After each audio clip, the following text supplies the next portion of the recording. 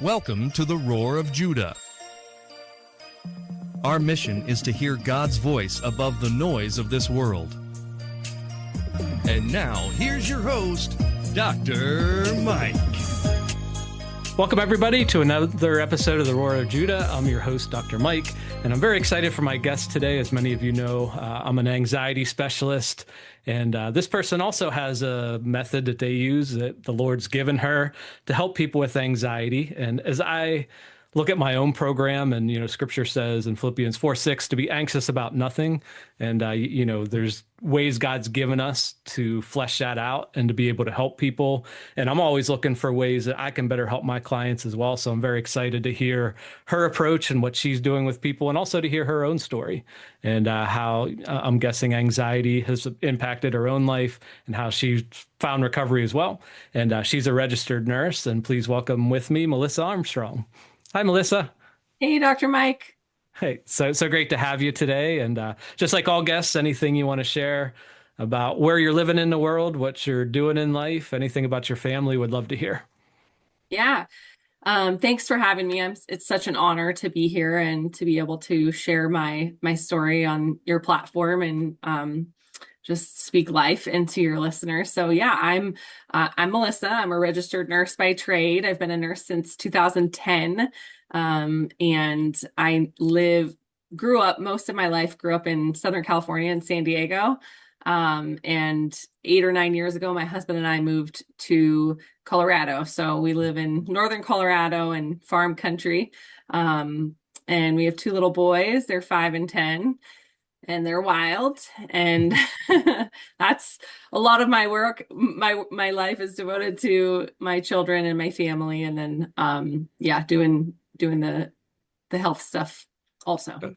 Okay, yeah, and be excited to hear about your ministry and everything you're doing. But like most guests, everybody likes to come on here because they have a story that they want to share, and that may be able to help and encourage others. And so we would love to hear what God's put on your heart to share with listeners today.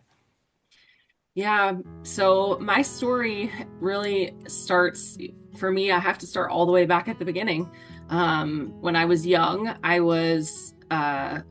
my parents were both very addicted to drugs, and there was, everything that goes along with drug addiction. There's like periods of homelessness and, lack of resources, lack of food,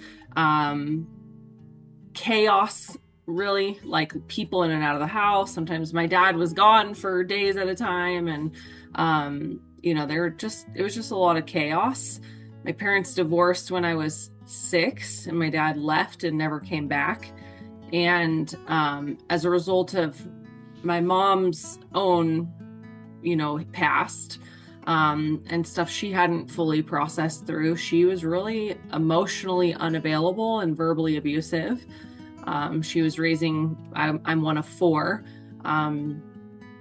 second in birth order, and she was overwhelmed. And I have a disabled sister, so that just, my sister has Down syndrome, so that just added to it. And then being a single mom of 4 kids in Southern California with not a whole lot of resources, and her own trauma that she hadn't, dealt with, led her to be that way. And so that was much of my young childhood. I kind of learned from a really young age that I had to perform to be seen by her. And I just wanted so badly to be loved by her. And just seen and recognized. So I would often clean the house and wait for her to come downstairs so I could surprise her. And, always did really well in school so I could prove to her that I was worthy of her love. And then when I was 15, there was a school shooting at my high school. I was friends with the shooter. He was at my house the night before it happened. So it was really, it was hard on everybody. But it was really close to home for me. And I did what every normal 15-year-old person does in a situation like that. I blamed myself. It was obviously my fault because he was my friend and he was at my house the night before it happened. And I had no idea that it was going to happen. And so that led me down a really dark path for many years. I had severe post-traumatic stress disorder from that. I had flashbacks, insomnia, horrible, anxiety, depression. I had multiple suicidal attempts, and was hospitalized on several occasions for that. And my mother and my relationship continued to grow more and more distant. I think there was kind of the normal teenage angst kind of stuff, but then there was also this added traumatic component. And then my mom's inability to really be present for me, because she was still dealing with her own stuff. And I feel like kind of when I was coming out of, I did go to counseling, and I was put on antipsychotics and lots of different medications that really made me kind of more like a zombie than anything. And I just really wasn't able to feel much of anything. And I feel like my life actually kind of seemed like it was looking up. I graduated high school. I met my now husband. I was 16, met him, graduated high school, got a job. Things started to seem like they were going in the right direction. I started night school, doing, just general education in college. So I had no idea really where I was going to go with that. But then when I turned 18, my brother, who was 5 years older than me, was killed in a tragic accident right in front of me. So yeah, my life exploded in that moment. In those few, days after that, he was declared brain dead, and we donated his organs. That wasn't that's not a fast process. It's not something that happens really quickly. It takes some time to match the organs and, all the stuff. So when we were in the hospital, the nurses who were there just took such great care of myself and my family. And I was having a particularly difficult time understanding, what does this mean? He's brain dead, but he's right here. How is he not alive? Because he seems alive, right? Mm-hmm. And so they just did their best, and loved on us. And they would bring us little Dixie cups I never left his bedside. So they would bring us little Dixie cups of cranberry juice and, graham crackers, and just try to get me to honey, you should probably go sleep. So they were angels on earth during that time. And about 3 weeks after after he was, we donated his organs and he was taken off life support and all of that. About 3 weeks later, I just kind of in a moment of, I don't know, just the Holy Spirit drop, I guess, I was like, I'm going to be a nurse. And I just declared right in that moment that I was going to be a nurse. And I told my mom, I'm going to go to nursing school. And I was in college. I was doing general education in college. So I declared my major as nursing, and I went full steam ahead. Yeah. And then, that process, getting through nursing school, looking back on that, I don't even know how I did that really, because I was in such a bad spot mentally, emotionally, physically. I was on multiple different prescription medications to manage my symptoms, but I felt awful. I was barely surviving. I really, the Lord's provision is the only way I was able to get through those days. I didn't even know the Lord at that time. I didn't come to know the Lord until 10 years ago. So yeah, I went through nursing school and then became a nurse 16 years ago, and everything evolved from there. Mm-hmm. And when you say everything evolved from there, where is life taking you since you become a nurse? Yeah. So when I was 24, that's when I became a nurse 16 years ago. I just turned 40. So I started my career in traditional nursing. I thought, well, I want to go work in the ICU. That's where my brother was. That's where I want to be. I want to help people in the worst time of their life. And so that's what I did. I set my sights on, I really loved kids. I've always loved kids. So I decided to become a nurse in the pediatric ICU at the trauma center in where I was living in Southern California. And there was two positions open. There was over 500 applicants. And I was like, I'm getting one of those spots. And I did. And so I worked there for about 6 years in that role, in the RN role. And in hindsight, I now know that that was probably not the best job for me. Because I was still very much dealing with my own trauma, still processing through so much that I had gone through, and being in that environment, like, you can't unsee some of that stuff. And there's nothing more incredible than witnessing like a child come back from the brink of death and walk out of the ICU, which I saw many times. But there was also many stories that didn't end that way, you know? Yeah. So it was really a hard place for me to be emotionally and mentally.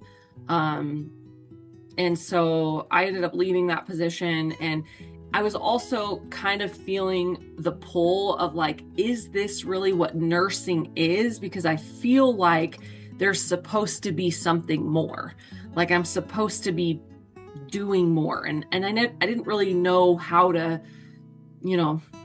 I couldn't articulate what that meant in those moments. I just knew that it wasn't where I was supposed to be. And I ended up moving to another position that was also in a hospital, like inpatient bedside nursing. Had my first child in 2016, and then the day that I came back from medical leave, from maternity leave, I was injured on the job. I fell and hurt my hip. So then I was put on modified duty, and on modified duty, I met this woman, Lisa Blanchard. She's one of my best friends. She introduced me to the Lord. She, in a happenstance conversation, in the first 20 minutes of meeting her, she said that she had Bible study that night. And I said, "Oh, I would love to read the Bible sometime. Where do you even start? Like, how long have you been reading the Bible?" And I had all these questions for her. And she's like, "Oh, well, I'll read the Bible with you." And so we exchanged phone numbers, and she came over to my house, the next week, and we started reading the Bible. And a few weeks later, I accepted Jesus as my Lord and Savior, and asked him to dwell inside of me. And my life has never been the same. But I started in my career, I really started to notice a bigger gap between what I thought I was going to be doing and what I was actually doing. And so I spent the next many years, that was about the time that we moved here to Colorado. And I spent a lot of time moving around different jobs, kind of never really feeling like I was supposed to be where I was supposed to be. And then in 2019, a series of things happened in the organization that I was working with. I was working in outpatient, like a clinic job, like primary care, I hated my job. I was literally a number. Like, the organization could not have cared less about me. I often joke, it's kind of a morbid joke, but I think like I could have literally died in a back room somewhere, and they would have like not even cared. They would have been like, "Okay, where's like the next person?" They wouldn't even have looked for me. Like, they could not have cared less about me as an organization. And that was a really terrible feeling. And I feel like I just worked so hard for the patients, for the, trying to meet metrics and doing all these things. And the gap was getting bigger and bigger. And I was like crying every day I was going to work. And one day I just said to my girlfriend who I worked with, I was like, "I wish I could just be like a holistic nurse." And she was like, "Okay, so like, go do that. Like, what, go, why don't you do that then? Mm-hmm. And I was like, well, I don't know. Is that even a thing? And so I just Googled holistic nurse and found out that it is a thing. And, which is funny because nursing, like in nursing school, they actually teach you that nursing is like a holistic profession, meaning that we like address the whole person, right? But in reality, that's really not, you're not able to do so much of like the lifestyle and the mindset and the, that kind of stuff. But so I just, I found out that it was a thing. 2020 expedited my leaving that,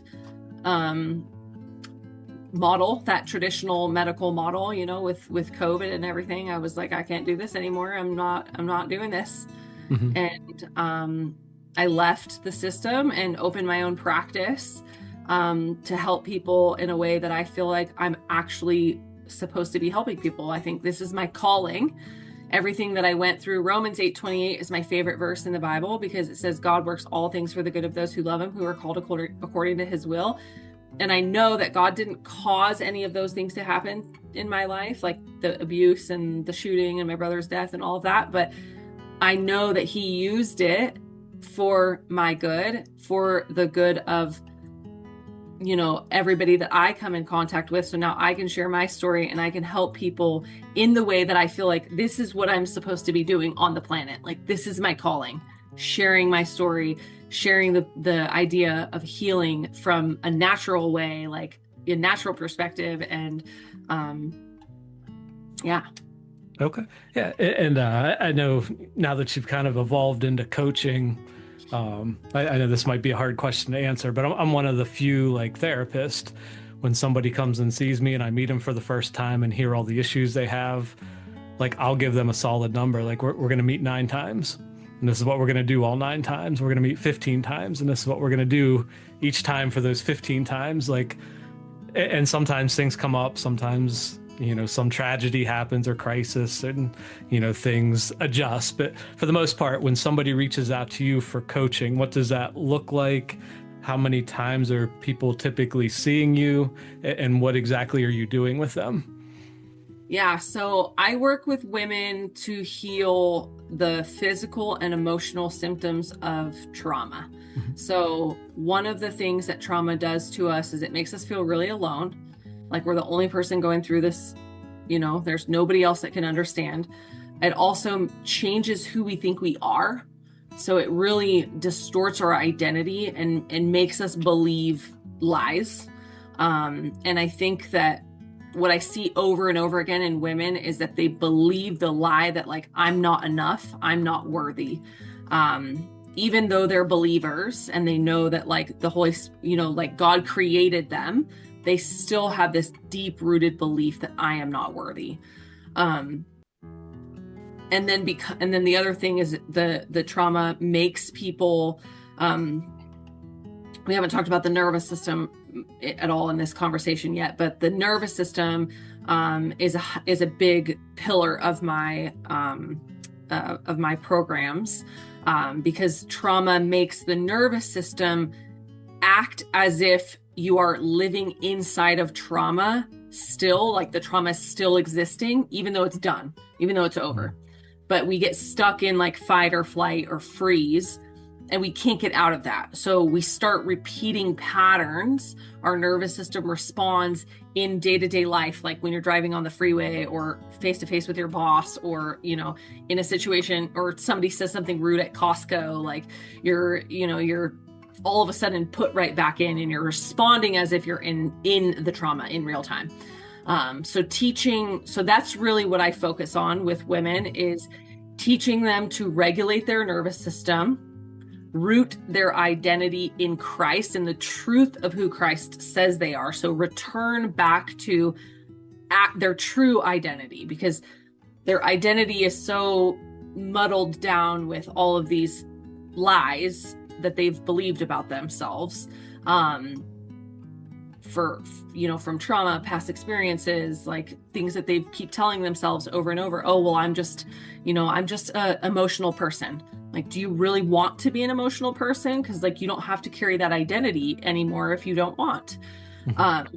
So that's the bulk of how I help women. There's a whole other side of it that is like the physical stuff, right? So like trauma, being in that fight or flight state for so long, decades usually, creates a lot of physical symptoms. So women have a lot of, the most common symptoms that I see are pain of any origin. So like migraines, back pain, joint pain, fibromyalgia, stuff like that. Gut symptoms, so like bloating, constipation, diarrhea, IBS, those things. And then there's other things like skin problems and, various different like autoimmune conditions. We know that like trauma stored in the body in women manifests a lot of times as autoimmune. So the emotional piece of it, the identity, the nervous system is the first step always, I believe. And then we have this whole other piece that's like your lifestyle, your nutrition, your how is your body detoxing? How are we supporting your liver? How are you sleeping? All of the foundational health stuff. So I go through all of that with like my private one-to-one clients. I also have a group program and we do the same thing. The difference is just the access to me. So all of my programs are 6 months because I have never seen, I just don't think that women can get through all of that because I'm not doing supplements. I'm not doing pills. I'm not doing, protocols. I'm doing like personalized, like what do you need to help get you to move the needle? So 6 to 12 months is typical for women to work with me, although I have clients who have worked with me for 2 years. And I do have women who come in and are done within, 4 or 5 months. Okay. And hopefully, for our listeners, if they made it this far in, they're really relating to your story and what you're sharing. I'm hoping that you offer some kind of virtual option for people. And how would people be able to reach out to you and find you and connect with you? Yeah, so my website is the best, holistichealthbymelissa.com. I'm also on social media. Holistic Health by Melissa is my Instagram and my Facebook accounts. I also have TikTok, but I don't really do that very much. I'm a little bit too old for that. I haven't quite got into the TikTok. That's the best way to get a hold of me, my website or social media. Perfect. And whatever platform people are listening on, that'll be highlighted in the description. And thank you, Melissa, for coming on today, sharing your heart, sharing your ministry. And, thank you for following God's calling to help women who have gone through trauma as you have yourself. And, as you found freedom and, prayers that you continue to help women around the world find freedom as well. Yeah. Thank you. Thanks so much for watching this episode of the Roar of Judah Show with Dr. Mike. I hope you were inspired and encouraged to grow in your own faith. Please follow us online. We're on YouTube, Facebook, TikTok, Instagram, your favorite podcast platform, all under Roar of Judah Show. Also, we'd love to hear from our viewers. Leave a comment. If you want to email us, we're roarofjudahshow@gmail.com. You can also visit us online. The website is www.roarofjudahshow.com. On there's a link to our online store. I'm a licensed professional counselor. I specialize in anxiety treatment. You can find my Freedom from Anxiety video program that's already helped thousands of people. Also, I have a 90-day Freedom from Anxiety devotional book. We also have all kinds of merchandise to help you share your faith, and I hope you'll check that out. We also believe that we all have a story that declares God's glory. If you'd like to be a guest on this show, we'd love to have you. On the website, towards the bottom, there's a little form that you can fill out, and we would love to hear your story. So may the Lord bless you. May the Lord keep you. May his face shine upon you as you let your light shine, so others would see your good deeds and worship your Father in heaven. This is Dr. Mike signing off. Until next time.